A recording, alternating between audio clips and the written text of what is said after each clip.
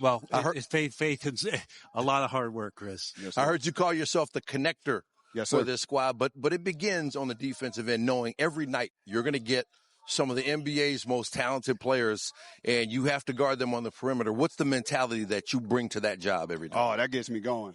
Honestly, that gets me going. Like you said, so much talent on the floor each and every game. I want the best players. I just try to bring a fierce competitiveness to it. I feel like if I could cut their water off, it gives us an advantage, and that's my main goal, is try to make their job difficult as much as possible, and then create advantage for us. And as you know, I like to get steals. Yep. But I like to complete the play too. Oh yeah, we saw that last game up in San Francisco. Right, we saw it a few times. Yeah, so I don't just try to just disrupt and not make anything happen. I want to make plays, and that's what I try to do. And then credit to the whole defensive team. JVG, he's been unbelievable from last year to this year. We got unbelievable guys who are also good at defense too. YANIC been unreal since he's been in a rotation, and then as we know, Kawhi, Derek Jones, and et cetera. If I leave my seat for a second and there's something that happens on the court and I come back to see Stan and there's a mix-up or guys are getting into it, I look right at Stan and I go, Chris was doing something. Yeah, exactly. Oh, yeah. It's always Chris. Hey, he's on my it's all going down. Yeah. He's on my all going down team. If it's going down, I want Chris Dunn on my team. No doubt. Great win, Chris, and keep it up. Big month ahead. Thank you, guys. All right, congrats on the win. Sir. Appreciate it. All right, Chris Dunn joining us here on Clippers Post Game Live. Coming up in just a minute, we're going to hear Ty Lue's post game thought. As a matter of fact, let's get it right now. Ty Lue after the Clippers knock off the Pacers 130-107. Coach, Darius's home opener tonight. What you think about his performance? 12 points, 8 assists there. I thought it was good. Got to get the ball in his hands more. But I thought a lot of guys was deferring to Ben because it was his old team and he was playing well. So just got to get him up to speed, get his rhythm, his timing. But overall, I thought it was pretty good.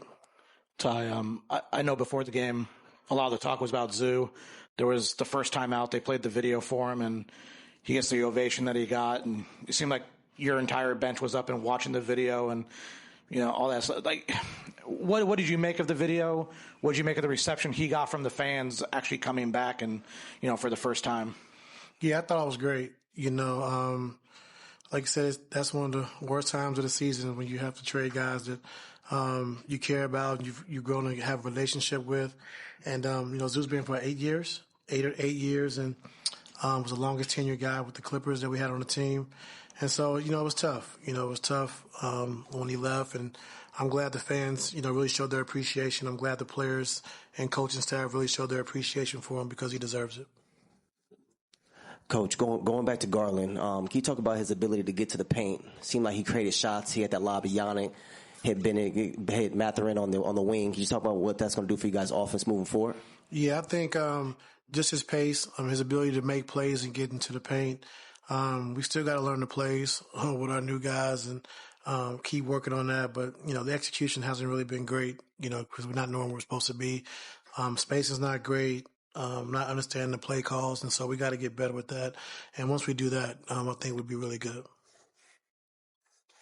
Unfortunate that Yana got hurt tonight, but Isaiah got to get some run with the second unit. And what did you see from him? What are you looking forward to seeing from him now that in the short term he's going to have to play?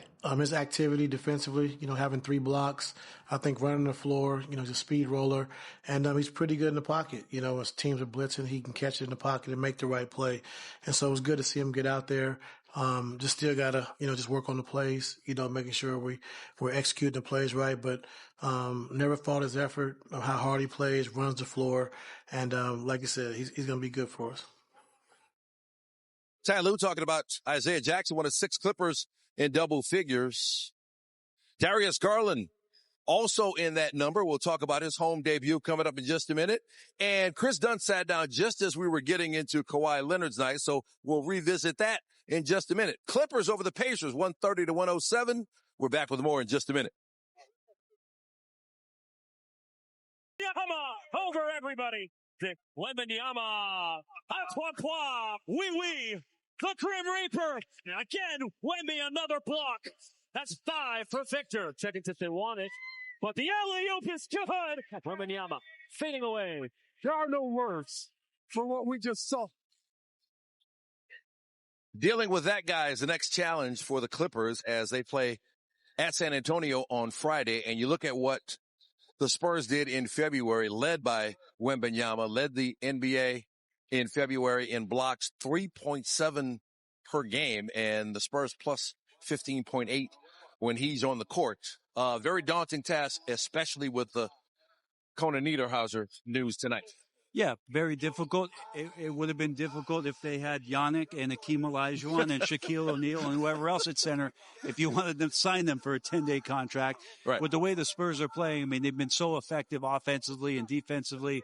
And, of course, this game is on the road. So dealing with Victor and that crew is going to be very difficult. A quick 2-game road trip, some days in between with San Antonio and Memphis. But that's literally a tall task for them against the Spurs. Okay, will be the second of a back-to-back for San Antonio, and it's Detroit on Thursday for them.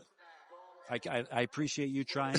Look, I'm looking for look. That's going to be a very physical game, right? Yeah. No, it's a great point. We'll see what happens, but it just again with Clippers trying to adjust, Clippers trying to assimilate Darius Garland, and now with the loss of YANIC at the backup 5, it's just going to be interesting for the staff to see what they do. Now, Victor has been guarded a lot by non-traditional bigs. A lot of teams have elected to put strong perimeter guys on him, getting to the legs. I mean, maybe you see Kobe Sanders in there with some activity. Kawhi Leonard. Or Jordan Miller. I doubt Kawhi, but there are guys, wings, that they'll try to get into the legs and disrupt. And so maybe they can junk up that game a little bit. But the thing I want to get outside of that game specifically is hopefully the news on YANIC is good. Yes. That the ankle is not as significant as we might have thought. The injury looked bad, but hopefully it's not a long timetable. He was just starting to get important minutes and play well, and the team was starting to generate some things. So unfortunate here tonight. All right, one more. Small ball, could that be effective? If you say, hey, look, Brook Lopez gets in foul trouble, or you decide you want to do, could small ball work? Well, it could be. Again, this is a time for coaching staffs to look at their team, knowing the team this late in the year, what they can do. Maybe Ty Lue wants to play some zone. Spurs are not a great three-point shooting team. Again, anything you can do to junk up the game where you know your personnel and you think that you can get away with something to keep yourself in position to try to win the game in the fourth quarter, that's going to be the task for the staff over the next couple of days. All right, that is the next Clippers game Friday in San Antonio against the Spurs. But as for tonight, the Clippers make it 3 in a row. They take it 130-107 over the Pacers. Kawhi Leonard leading the way once again. 29 points for him, his 39th consecutive 20-point game. Ben Mathurin, 23 against his former team, and Darius Garland with 12 points and 8 assists off the bench in his home debut. And the Clippers get the win. For Brett Barry and our entire Clippers Live crew, Stan Verrett saying good night from Inglewood.